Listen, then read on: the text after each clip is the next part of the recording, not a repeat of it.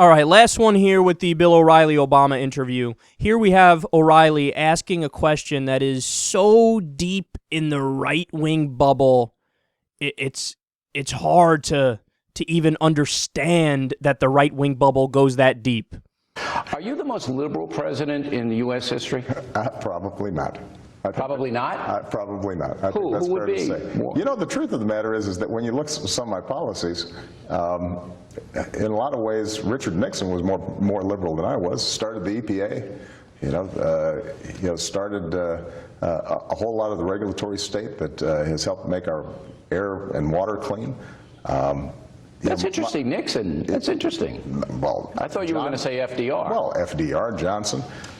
But I tend not to think about these things in terms of liberal and Democrat, or liberal and conservative, because at any given time, the question is, what does the country need right now?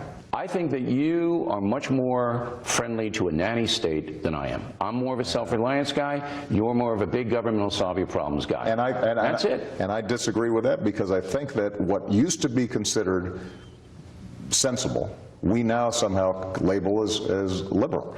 Think about it, Social Security, Medicare. But you're paying to that. It's the freebies that are the problem. What freebies are we talking about? The welfare actually is worth less now than it was 20, 30, it's worth less than it was under Ronald Reagan. Here are the facts. Under Obama, the private sector has increased by 8 million jobs. The Republicans should love that. He's cut 750,000 government jobs. Cut 750,000 government jobs. Again, Republicans should love that. He tried to get the war in Iraq extended, but he couldn't get a deal, so we withdrew on George W. Bush's timeline. He's currently trying to expand the war in Afghanistan until 2024, another 10 years. Is that progressive? He's expanded the surveillance state and the NSA. Guantanamo Bay is still open. We still have 900 military bases around the world. He made 98% of the Bush tax cuts permanent.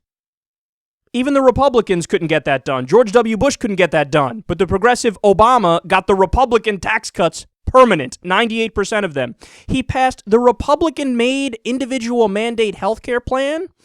It was originally made up by the Nixon administration. Then it was codified in the early 90s under the Heritage Foundation, which is a right-wing think tank. Republicans like Chuck Grassley and Newt Gingrich supported it in the 90s. Now, Obama passed their plan, another Republican idea. He cut the deficit in half. He hasn't gotten the minimum wage increased. We haven't increased unionization. We haven't gotten immigration through. There's no Medicare for all. There's no universal education. Poverty is up. Middle-class wages are still stagnant.